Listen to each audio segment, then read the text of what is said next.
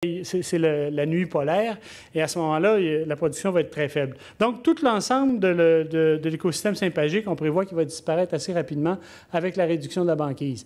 Alors qu'au contraire, un allongement de la saison libre de glace devrait allonger et intensifier la floraison, la poussée de phytoplancton, ce qui va augmenter l'apport d'énergie à l'écosystème pélagique. C'est un peu comme votre gazon. Hein? Si votre pelouse, si la neige disparaît plus tôt au printemps, comme cette année par exemple, votre gazon, il va pousser plus tôt. Et votre gazon, il va pousser plus tôt, il va pousser plus aussi, hein, parce qu'il va recevoir plus de lumière, la saison va être plus longue, jusqu'à un certain point, jusqu'au moment où est-ce que les sels nutritifs, les nutriments dans votre gazon vont s'épuiser. Là, la croissance va s'arrêter. Si vous rajoutez des engrais, votre gazon va continuer à pousser, puis vous allez en avoir de plus en plus, vous êtes obligé de tondre de plus en plus. C'est un peu ce qui se produit dans l'océan Arctique.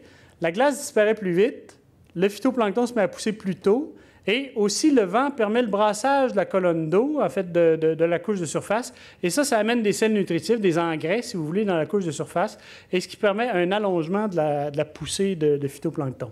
Et ça, on sait que ça se produit comme ça parce qu'on a mesuré la quantité de phytoplancton qui est produite sur un cycle annuel à différents endroits dans l'Arctique, différents endroits caractérisés par des saisons libres de glace différentes.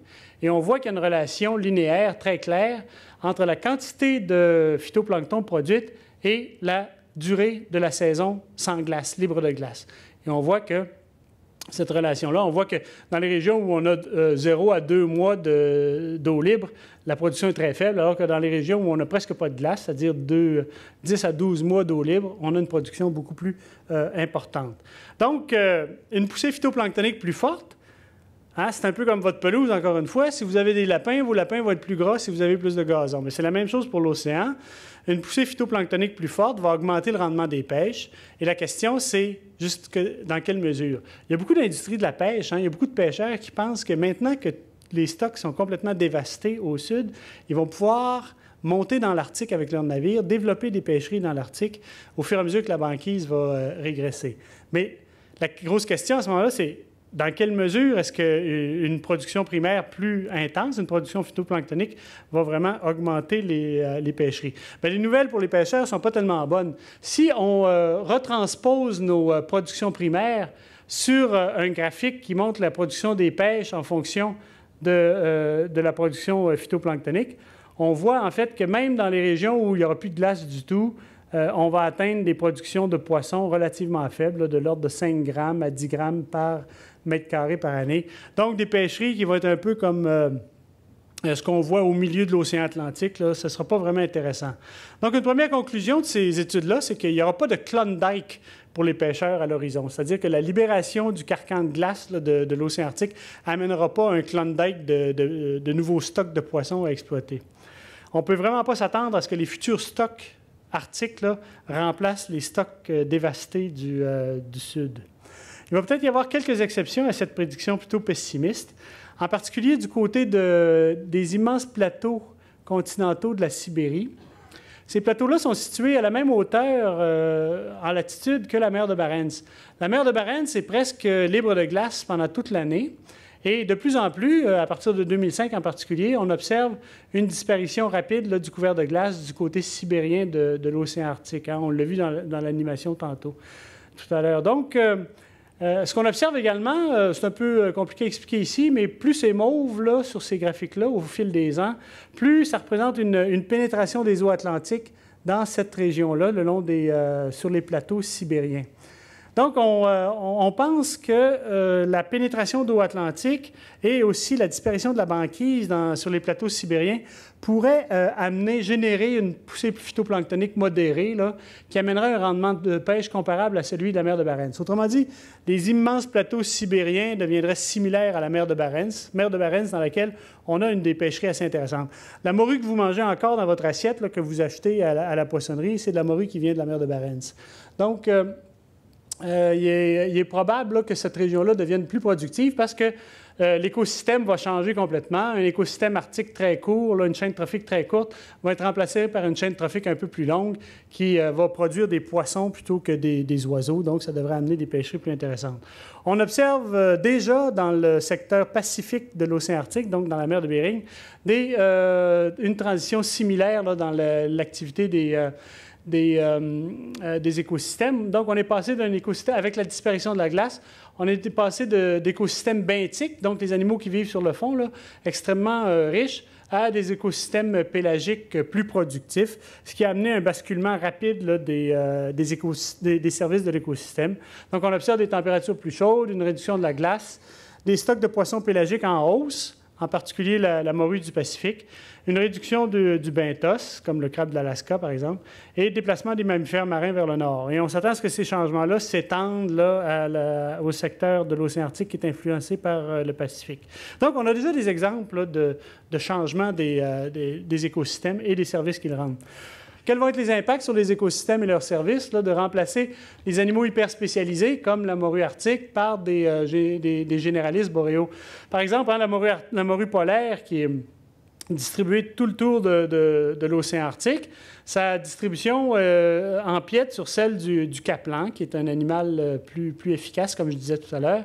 Et bientôt, au fur et à mesure que la banquise va disparaître, le caplan va remplacer la morue polaire, et là, c'est l'ensemble de l'écosystème qui va être changé. On va avoir un écosystème comme on a dans l'Atlantique Nord, plutôt qu'un écosystème comme on a dans l'Arctique à l'heure actuelle. Donc, pour résumer tout ça, un peu de futurologie. Hein? Les scientifiques essaient de faire le moins possible de prédictions dans le futur, parce que la plupart du temps, ça se révèle faux. Ce qu'on dit, c'est... Mais là, moi,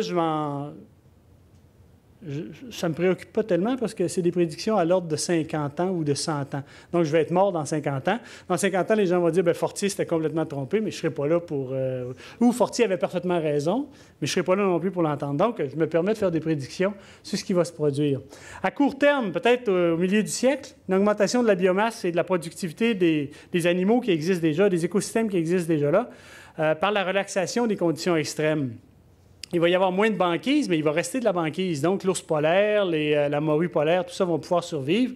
Et les conditions vont être beaucoup plus intéressantes pour ces espèces-là parce que les températures de surface vont être plus élevées et puis la production va être production de phytoplancton va être plus importante.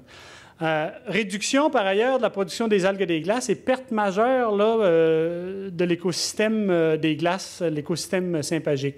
Ça, on ne voit pas comment ça va résister. On a des glaces dans l'estuaire et dans le golfe du Saint-Laurent, mais très peu de production d'algues et des glaces et l'écosystème sympagique est très faible. Donc ça devrait disparaître. On va avoir une transition vers des écosystèmes très productifs de type nord-atlantique sur les immenses plateaux sibériens. Vous allez dire de quoi on se plaint? Hein, la production va augmenter, ça c'est sûr. Les pêcheries devraient augmenter un peu. La même chose du côté de la mer de Bering. Mais à plus long terme, au début, ça va aller mieux, mais à plus long terme, on va avoir un remplacement complet des faunes arctiques hyper spécialisées, peut-être à la fin du siècle, par des généralistes en provenance des océans Atlantique et Pacifique. Et ça va amener une amélioration de la productivité pélagique et des services de l'écosystème dans certaines régions, des pêcheries plus importantes peut-être, des mammifères marins plus abondants, plus d'oiseaux. Donc ça va attirer plus de touristes, etc. Mais ces améliorations-là vont se faire au prix de la disparition de plusieurs espèces charismatiques, emblématiques. Tout le monde a un ours polaire dans son subconscient. Pas tout le monde a un morse, là, mais moi, j'ai un morse, en tout cas, dans mon subconscient. Et donc, on va avoir une perte majeure de biodiversité. Les perdants, ce sont ces animaux-là charismatiques qu'on aime tous, comme l'ours polaire. Hein. On voit ici, pour la baie du Thon, par exemple, la dégradation de la condition des femelles depuis les années 80. Les femelles sont de plus en plus émaciées parce que la banquise ne dure pas assez longtemps pour ces animaux-là pour aller chercher les 40 ou 45 phoques annelés dont ils ont besoin pour pouvoir se reproduire. Donc, on voit les problèmes là, des ours. Certains Inuits vont vous dire, ou certains, sceptiques vont vous dire que de toute façon, l'ours polaire va s'adapter, il va adapter une vie terrestre. Absolument impossible. C'est impossible pour l'ours polaire qui est hyper spécialisé de devenir un ours grizzly. Il est déjà en compétition avec les grizzlies, d'où il est issu il y a environ 1 million d'années. Et cet ours-là ne pourra pas s'adapter. Il y a des situations intéressante d'un point de vue écologique, mais un peu navrante d'un point de vue,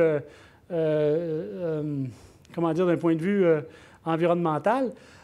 Avec la banquise, autrefois, les carcasses des baleines, par exemple des baleines à bosse, restaient au large. Hein? Maintenant que la banquise a régressé énormément pendant les mois d'été, ces carcasses-là vont se jeter jusqu'à la côte, vont pourrir, et ça attire tout le monde, évidemment. Ça sent très bon pour les animaux, c'est absolument ignoble comme odeur.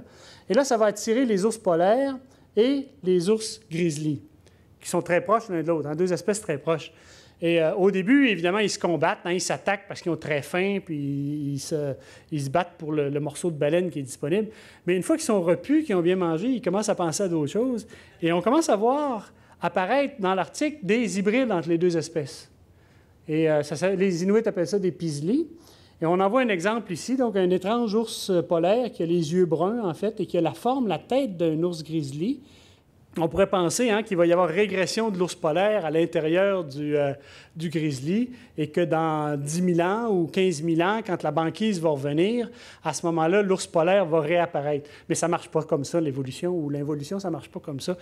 C'est pas ça qui va se produire. Donc, on ne sait pas trop ce qui va se produire, mais c'est sûrement pas ça. Un autre perdant charismatique important hein, avec la réduction de la banquise, c'est les morses. Les jeunes morses sont séparés de leur mère. Ils ne sont pas aussi intéressants. Là, on ne voudrait pas les serrer dans nos bras autant qu'un bébé ours polaire. En fait, ils sont très laids. Ils braillent de façon absolument ignoble. Ils sentent très mauvais. Mais quand même, on les voit complètement perdus à la surface de l'océan quand on fait nos recherches scientifiques. En 2007, on en a aperçu 14 à partir du brise-glace de recherche ILE, 14 jeunes morses comme ça qui étaient complètement isolés, perdus, qui avaient perdu leur famille. Parce que autrefois, ce qui arrivait, c'est que les femelles morses laissaient les jeunes morses sur la banquise, plongeaient pour se nourrir, et après ça remontaient, retrouvaient la banquise en question et retrouvaient leurs jeunes. Mais là, évidemment, ils remontent à la surface et le jeune morse qui est à la surface, il ne le voit pas, il ne le voit plus parce qu'il est trop bas sur l'eau. Donc, à ce moment-là, il y a des morses orphelins comme ça. Il y a des gagnants occasionnels. Par exemple, la reproduction augmente chez la baleine grise du nord de la mer de Bering, parce que moins il y a de glace, plus cette baleine-là peut aller s'alimenter dans le bassin arctique. Et à ce moment-là, la reproduction s'améliore. Donc, parfois, quelques gagnants occasionnels. Mais disons que l'image générale qu'on a, c'est celle où les animaux et aussi les êtres humains adaptés à des conditions extrêmes du monde arctique sont en train de perdre du terrain, sont en train d'essuyer les effets extrêmement négatifs d'une disparition de la banquise, d'un réchauffement du monde arctique, alors que les gens plus du Sud, c'est-à-dire nous en l'occurrence, les sociétés du Sud industrielles, voient l'accès à de nouvelles ressources augmenter, voient la navigation s'améliorer dans l'océan Arctique. Donc, essentiellement, voient des conséquences positives à la transformation du monde arctique. C'est un peu paradoxal et c'est très inéquitable dans un certain sens. Il n'y a aucune justice environnementale de ce côté-là parce que, évidemment, la transformation actuelle du monde arctique est dû à nos activités industrielles dans le Sud. Ce sont nous qui émettons les gaz à effet de serre qui font que l'océan, que le monde arctique se réchauffe. Alors que les Inuits en émettent encore plus par tête de pipe que nous, mais leurs émissions à eux, au total, sont très, très faibles. Et à ce moment-là, cependant, ils vont subir directement les pertes de services d'écosystèmes et la transformation de leur monde et de leur culture. Donc, c'est ce que j'avais à vous dire pour ce soir.